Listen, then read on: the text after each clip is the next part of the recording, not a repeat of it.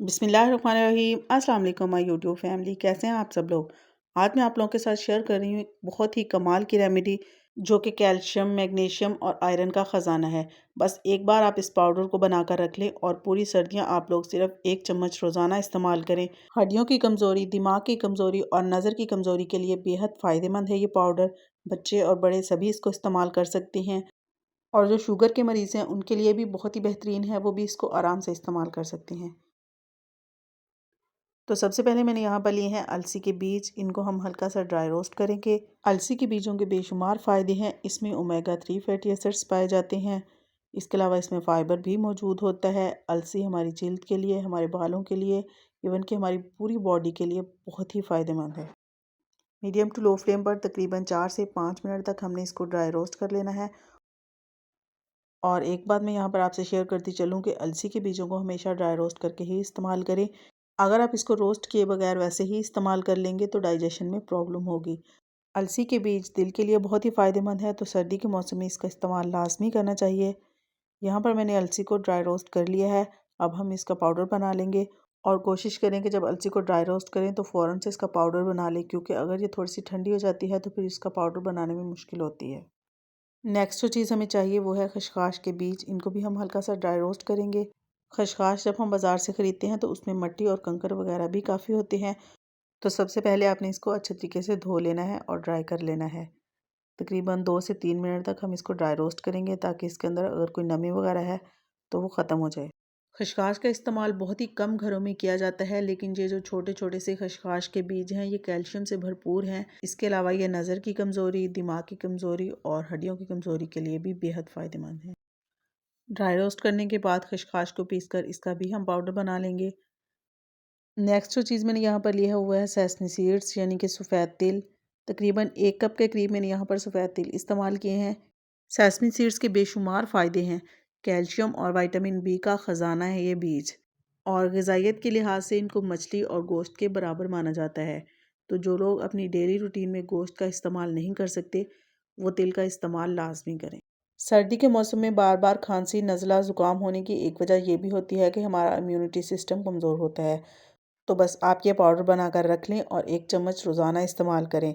आपको इससे बेशुमार फ़वाइद मिलेंगे।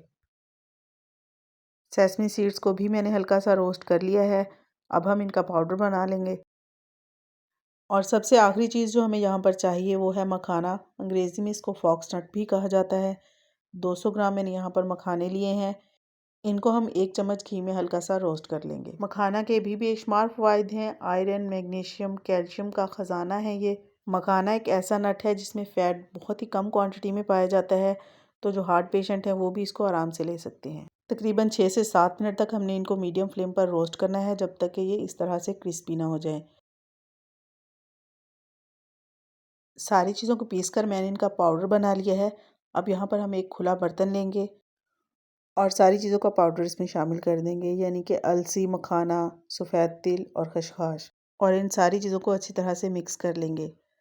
इस पाउडर को जब आप घर पर बनाकर रख लेंगे तो आपको किसी भी किस्म के मल्टीविटामिन्स की टैबलेट लेने की ज़रूरत नहीं पड़ेगी, और बच्चे, बूढ़े, ख़वातीन सब लोग इजीली इसको इस्तेमाल कर सकते हैं। ख़ासतौर पर बच्चों को ज़रूर इस्तेमाल करवाएं, क्योंकि जिस एज में उनकी हाइट तेज़ी से ग्रो कर रही होती है तो इस एज में अगर आप उनको ये इस्तेमाल करवाएंगे तो उनको हड्डियों की कमज़ोरी नहीं होगी। वैसे तो ये सारी चीज़ें इतनी फ़ायदेमंद हैं कि आपको इसमें कुछ भी और ऐड करने की ज़रूरत नहीं है, लेकिन अगर आप चाहें तो गोंद को हल्का सा रोस्ट करके वो भी इसमें ऐड कर सकते हैं। अच्छे तरीके से मिक्स करने के बाद आप इसको किसी भी एयर टाइट कंटेनर में डालकर रख लें, और इसको आप जब तक चाहें इस्तेमाल कर सकते हैं।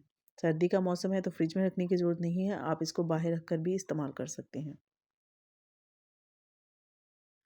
और इसको इस्तेमाल करने का तरीका ये है कि 1 कप दूध को आपने अच्छे तरीके से गर्म कर लेना है और 1 चम्मच आपने ये पाउडर इसमें डाल देना है। इसके बाद तकरीबन 4 से 5 मिनट तक आपने दूध को मज़ीद पकाना है।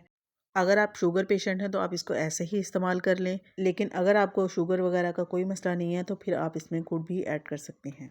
रात को सोने से पहले या फिर सुबह नाश्ते में, जब भी चाहें आप इसको इस्तेमाल कर सकते हैं। बहुत ही ज़्यादा हेल्दी, न्यूट्रिशन और ग़िज़ाइयत से भरपूर है ये रेमेडी, और इसको बनाने के लिए हमने बहुत ज़्यादा चीज़ें भी इस्तेमाल नहीं की हैं, तो ईज़िली आप इस रेमेडी को घर पर बना सकते हैं। खुद भी इस्तेमाल करें, बच्चों को भी दें, और अगर घर में बड़े बुज़ुर्ग हैं तो उनको भी आप ये पाउडर लाज़मी इस्तेमाल करवाएं। और सबसे इम्पोर्टेंट बात, इस रेमेडी को यूज़ करने के बाद आपने अपना फीडबैक लाजमी शेयर करना है। रेसिपी अच्छी लगे तो इसको लाइक ज़रूर कर दिया करें और साथ ही साथ फ्रेंड्स एंड फैमिली में शेयर भी कर दिया करें। और अगर फर्स्ट टाइम चैनल को विज़िट कर रहे हैं तो आप लोगों से रिक्वेस्ट है, काइंडली चैनल को सब्सक्राइब ज़रूर कर लें। फिर मिलते हैं इंशाल्लाह बहुत जल्द एक नई रेसिपी के साथ। अल्लाह हाफिज़।